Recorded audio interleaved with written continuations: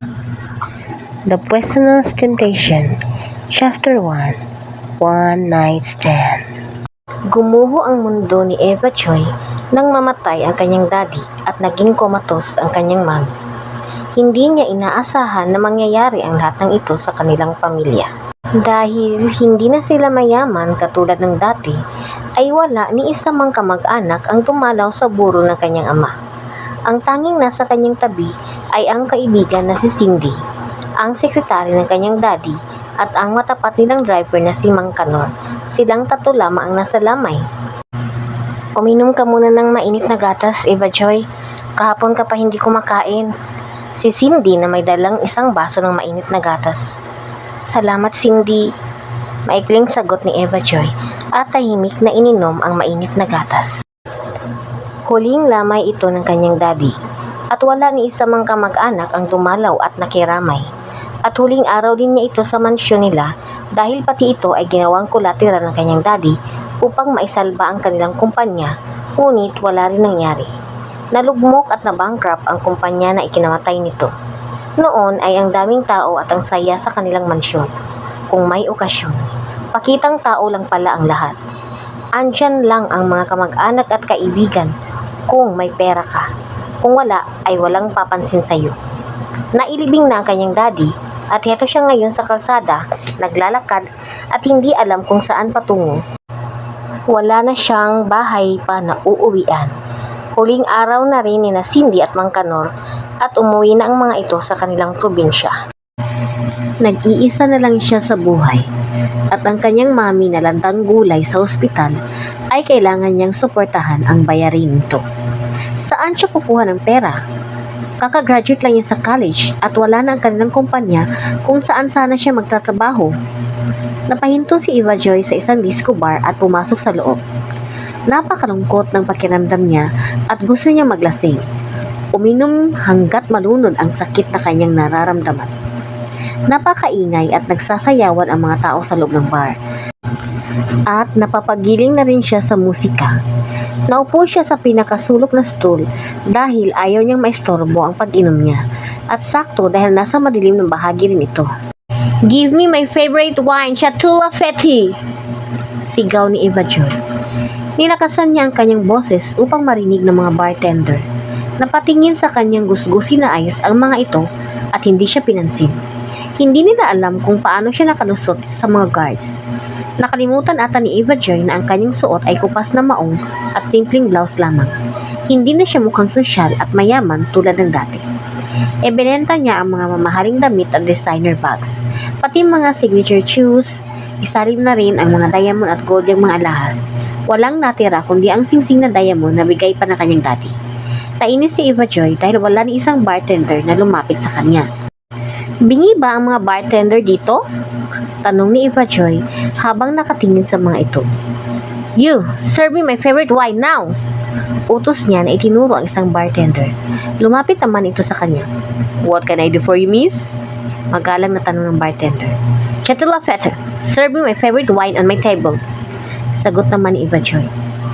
Sure, give me your card and the wine will be coming. Nakangiting sabi ng bartender. Napakunot naman ng noo si Eva Joy. Card? For what? Tanong niya. For your payment, miss. Sagot ng bartender. What? I'll pay after I drink. Naiinis na sagot niya. I'm sorry, miss, but that's our policy. Magalang pa rin ang bartender at nakangiti kahit ayaw nito sa kanya. Don't waste your time on her. Wala yung pera, sabi ng isang bartender na kanina pa naiinis kay Eva Joy. Ang disco bar nila ay pang-sosyal at mayayaman sa alta sosyedad lamang. Hindi niya alam kung paano nakapasok si Eva Joy at hindi ito bagay sa nasabing bar. Mas lalo siyang nainis nang mag-order pa ito ng mamahaling wine na tig 200k. Narinig pa rin ito ni Eva Joy, dahilan upang mag-init ang kanyang ulo at mawala siya sa mood. Gusto lang naman niya magsaya ngayong araw na ito at makalimot. Ngunit kahit saan siya magpunta ay may kontrabida at asungot sa kanyang buhay. Mind your voice, Jane. She is still a customer. Sagot ng lalaking bartender na nasa harapan ni Eva Joy. Hindi niya gusto si Eva Joy, but she is still a customer at kailangan tratuhin nila ng maayos. Ewan ko sa'yo. Nagsasayang ka lang ng oras sa baing yan. Nakairap na sabi ng babaeng bartender at lumayo na ito sa kanila. See this ring? It's worth a millions. I can pay my favorite wine. Come on, serve it to me. Utos ni Eva Joy. Pero malay ba ng bartender kung nagsasabi siya ng totoo? He needs cash to make sure na babayaran talaga ng customer ang kinuha nito dahil kung hindi ay sariling sweldo nila ang magiging pambayad. That's awesome, but we need cash. Malumanay na sagot ng bartender. Na bad trip na si Eva Joy at ayaw nang uminom.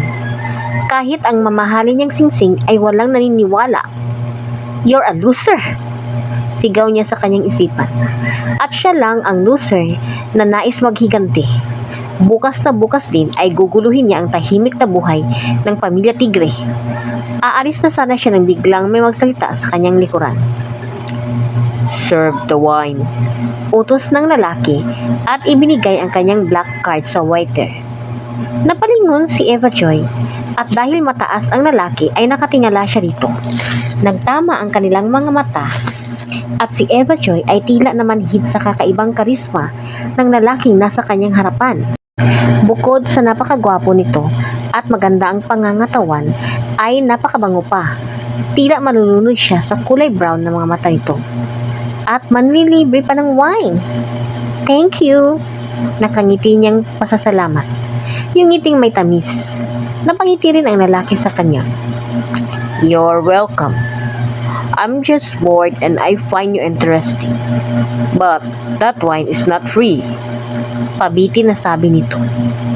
Napatigil si Eva Joy sa pag-inom ng wine. Alam naman niya na wala nang libre sa panahon ngayon. Pwede naman niya ipambayad ang kanyang singsing. Kaya no worries, sigaw ni Eva Joy sa kanyang isipan. Gusto niyang maglasing at magpakasaya ngayong araw na ito. Of course, I know that's not free, but for now, let's enjoy and cheers! Sigaw ni Eva Joy at itinaas ang kanyang baso ng wine. Nakipag-cheers naman ang lalaki sa kanya at napailing na lang. Nawala ang kanyang pagka-bored at napalitan ng excitement. Cheers! Masayang sagot nito. Nag-enjoy sila ng gabing yun. 3 bato ng wine ang kanilang naubos bago tuluyang nalasing. At dinala si Eva Joy ng lalaki sa kalapit na hotel. Hindi niya alam kung bakit sumama siya at hindi man lang nanaban. Ito pala ang kabayaran na gusto ng lalaki. She's too naive. Pero, kakaiba ang hatak ng karisma ng lalaki sa kanya. O baka dahil sa pagkalasing at wala na siyang lakas na takasan ito. But her mind is not drunk. Malinaw pa sa sikat ng araw na naiintindihan ng utak niya kung ano ang mga nangyayari. If she will not leave, ay mahuhulog talaga siya sa mga kamay ng di nakikilalang lalaki. Hindi ko na itutuloy ang pagbabasa dahil rated SPG na siya. Basahin niyo na lang ang kabuuan ng librong ito sa Dream app. Thank you.